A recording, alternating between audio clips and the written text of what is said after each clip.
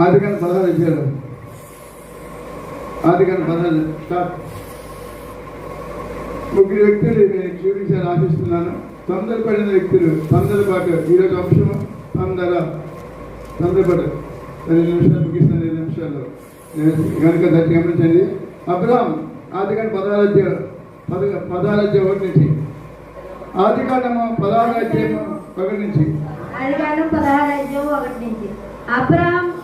అబ్రాము భార్య అయిన సారయి అతనికి పిల్లలు కనలేదు. ఆమెకు ఆగరను ఐగుప్తురాలైన దాసి ఉండెను.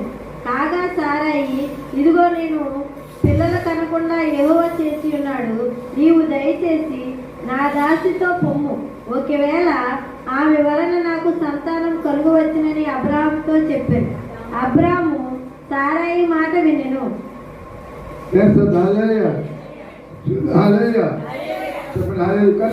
గమనించేది అబ్రహాం తన బిడ్డస్తో దేవుడు చెప్పాడు, వాగ్దానం చేశాడు. ఇస్రాయేలు వారిని నేను బిడ్డ చేస్తాను, ఆకాశం నుంచి వచ్చాడు, నీకు బిడ్డ ఇస్తాను, కంగారు పడని చెప్తే ఏం చేస్తే అబ్రహాం కంగారు పడ్డాడు.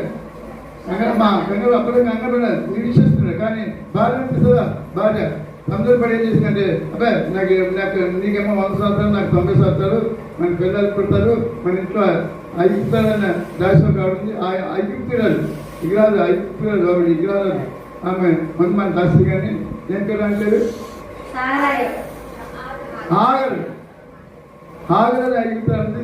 కనుక ఆమె అంటే నాకు బిడ్డలు కన్నంత అది అని వెళ్ళాడు. పాప బాగా మనం చెప్తామే మంచి అద్దె కది అందులో తెరవలే ఏంటి 2 వారంటి తప్పు గద్దించలే. మంచి బాగా తెచ్చిందా? బాగా మా ఆవిడ వెళ్ళిపోయి ఆమెకు పెళ్లి చేసింది. ఆమె అనిపిస్తుంది. ఆమెకు బిడ్డ గారు ఆగని బిడ్డ కన్నారు. కానీ ఇంకా సారాకి బిడ్డ లేదు. మళ్ళీ ఆమె చేసింది, నేను నమ్మకద్దావా, నువ్వు నన్ను బయటిస్తా, నువ్వు మా ఇంట్లో చెప్పు బిడ్డ కన్నా వెళ్ళిపోయి మళ్ళీ ఎవరో తగ్గించింది. ఆమె అసహించుకుంది. ఆగని కూడా అసహించుకుంది. ముందెందుకు ఇచ్చేయాలి? తను ఎందుకు అసహించుకోవాలి? అది ఇంట్లో తోసి అది ఆమె బిడ్డ పెట్టారు. ఆమె ఇంకా బిడ్డ పెట్టారు. అది ఆఖరిగా వచ్చింది ఇస్సాకని బిడ్డ పోయి సారాకి పెట్టేది ఒకే బిడ్డ పెట్టాడు. దేశం తర్వాత కనుక తొందరపడ్డ వాళ్ళు అయితే ఇప్పుడు కూడా ఉంది. ఆగడేమో దాసిగారు, ఏమో ఇప్పుడు కూడా ఇరాక్ దేశాలు అలాగే ఇంకా అనేక దేశాలు గొడవలు అయిపోతున్నాయి. అంటే ఈ 6 సంతానం వేరు. అండి ఇస్సాక్ సంత, ఇస్మాయిల్ సంత, 2 సంతానం.